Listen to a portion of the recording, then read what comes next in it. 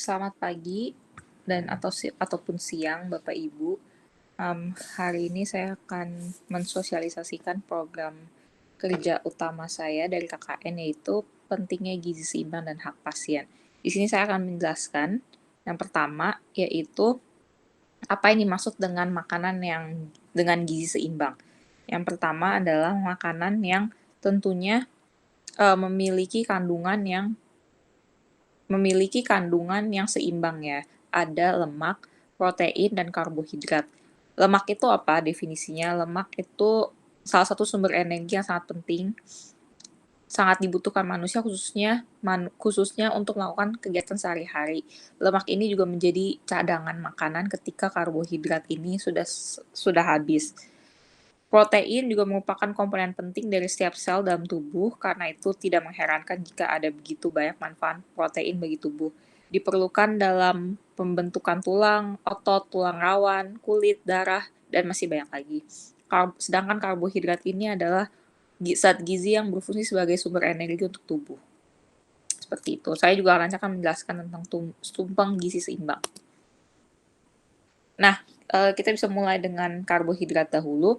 Yang pertama, kita harus membedakan yang namanya karbohidrat sederhana dan karbohidrat kompleks. Karbohidrat sederhana ini merupakan jenis karbohidrat yang mudah dicerna dan dapat mengirimkan glukosa atau energi langsung ke dalam aliran darah.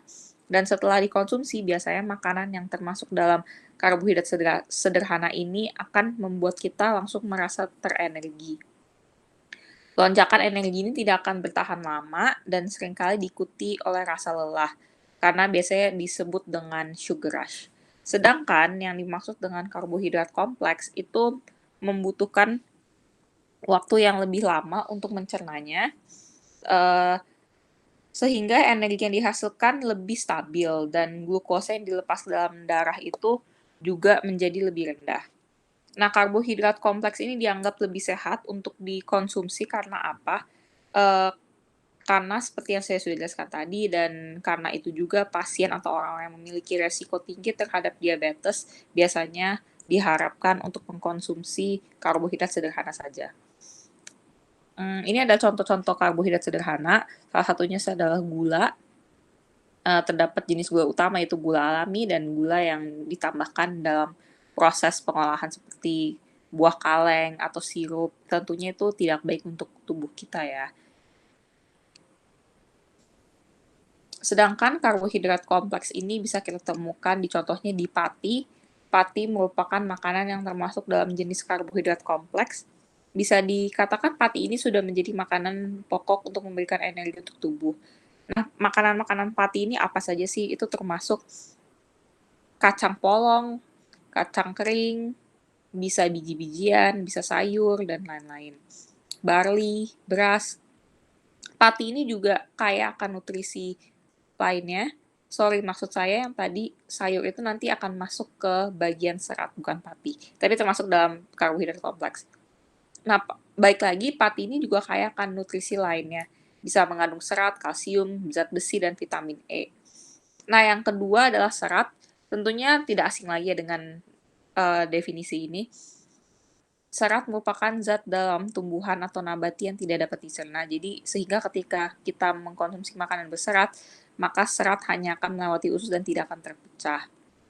Seperti itu. Sumber serat juga bisa meliputi kacang, bisa berupa sayur-sayuran juga. Nah, apa sih dampaknya jika kita kekurangan karbohidrat? Yang pertama, terjadi malnutrisi. Yang kedua, kolesterol tinggi. Ironik ya, tapi iya. Lalu ada resiko kanker juga. Dan berat badan cenderung naik turun.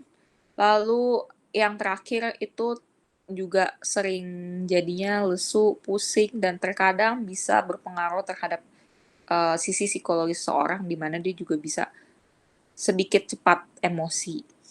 Nah, kebutuhan karbohidrat ini bisa dipenuhi jika kita mengkonsumsi contohnya sayur, buah-buahan segar, susu dan produk-produk olahannya, makanan yang mengandung karbohidrat kompleks, dan makanan yang terbuat dari gandum utuh, dan tentunya membatasi karbohidrat sederhana.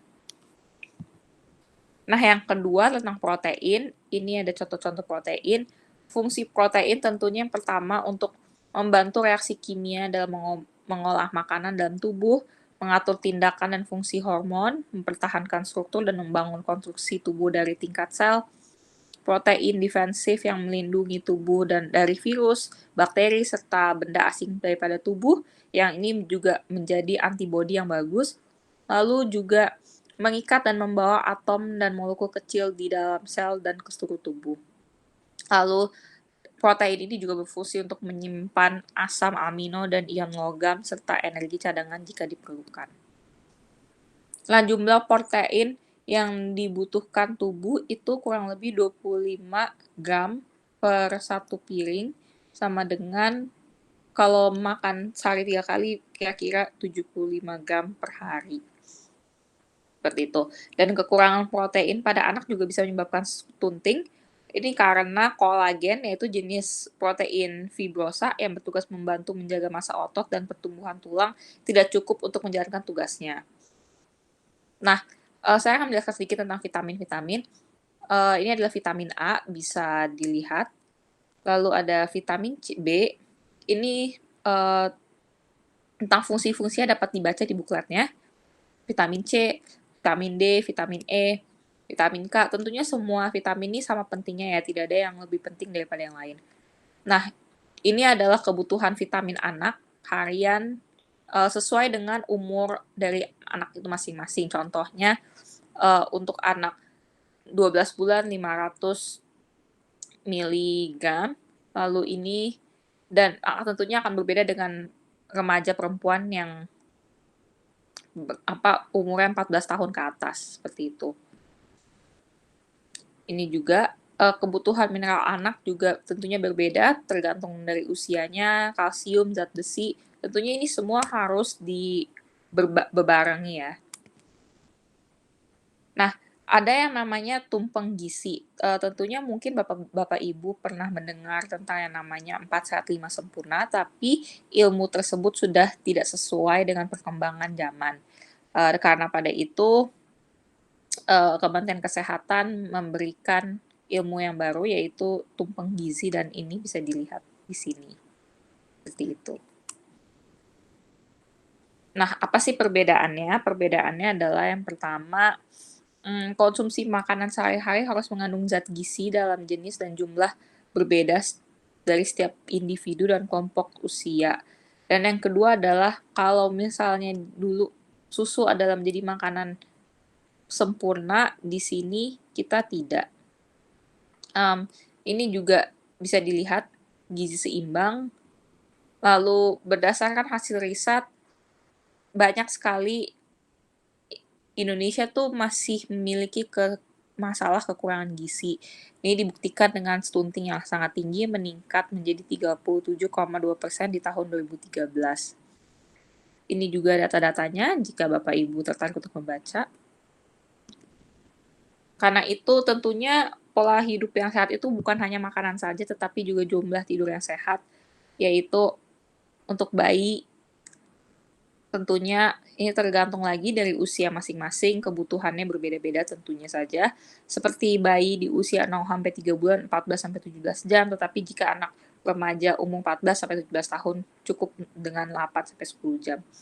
Nah, apa sih dampaknya kalau misalnya sering banget tidur malam-malam atau bergadang? Yang pertama yaitu tentunya berat badan cepat naik ya. Terus yang kedua mudah lelah karena tidurnya tidak berkualitas. Yang ketiga bisa imun tubuh melemah, lalu bisa stunting dan kurang gizi jika tidur di atas jam 10 karena itu adalah masa-masa di mana hormon pertumbuhan bekerja. Lalu bisa juga terjadi gangguan mental karena secara emosi. Dan pola tidur yang sehat itu, tidur yang berkualitas itu juga dipengaruhi oleh pola tidur yang sehat. Yang pertama, kasur dan lingkungan yang nyaman. Yang kedua, menggunakan lampu tidur atau tanpa cahaya. Yang ketiga, tidak terpapar sinar blue light dari ponsel ataupun laptop. Dan yang keempat, harus nyaman. Stunting yang dialami anak-anak pada usia muda itu juga dikarenakan kebiasaan tidur terlalu malam atau kurang gizi pada makanan anak. Dan akibatnya hormon pertumbuhan menjadi terhambat. Dan anak-anak yang dianjurkan sudah tidur pada pukul malam sehingga hormon pertumbuhan bisa diproduksi pada pukul 11 malamnya. Nah, ini juga contoh pola makan clean eating, bisa dibaca di sini. Tujuannya adalah untuk mengatur cara hidup dan pemilihan makanan yang dikonsumsi ya, karena setelah kita memilih makanan yang sehat, tentunya cara makan juga penting. Ini adalah cara-cara melakukan clean eating. Dan ini adalah menu-menu praktikal yang bisa kita buat di rumah dengan mudah. Olahraga juga sangat penting tentunya setelah kita makan yang sehat, tidur yang baik, kita juga perlu olahraga untuk menjaga kesehatan kita seperti bisa berenang, kita bisa berlari, bermain bola basket, lompat tali, atau apapun itu. Dan usahakan berolahraga minimal 30 menit sampai 1 jam setiap harinya. Setelah itu saya juga akan menjelaskan hak seorang pasien, karena jika kita tahu setiap dari kita pernah pergi ke rumah sakit ataupun puskesmas, dan saya ingin memberitahu bahwa setiap orang yang pergi ke sana adalah berhak dilindungi oleh perlindungan konsumen di Undang-Undang Nomor 8 Tahun 1999. Ini adalah hak-haknya. Yang pertama, hak atas kenyamanan, keamanan, dan keselamatan. Yang kedua, hak untuk memilih barang. Terus ada lagi hak atas informasi, hak untuk didengar, hak untuk mendapatkan advokasi perlindungan, hak untuk mendapatkan pembinaan dan pendidikan konsumen, hak untuk diperlakukan atau dilayani secara benar dan jujur serta tidak diskriminatif, dan hak untuk mendapatkan kompensasi ganti rugi atau penggantian. Ini juga elaborasinya lebih lagi bisa dibaca. Jika hak-hak tersebut dilanggar, maka upaya hukum yang dapat tersedia bagi pasien adalah yang pertama, mengajukan gugatan kepada pelaku usaha, baik kepada lembaga peradilan umum maupun kepada lembaga yang secara khusus berwenang menyelesaikan sengketa antara konsumen dan pelaku usaha, atau yang kedua, melaporkan kepada polisi atau penyidik lainnya. Hal ini dikarenakan di setiap undang-undang yang disebutkan di atas terdapat ketentuan sanksi pidana atas pelanggaran hak-hak pasien tersebut.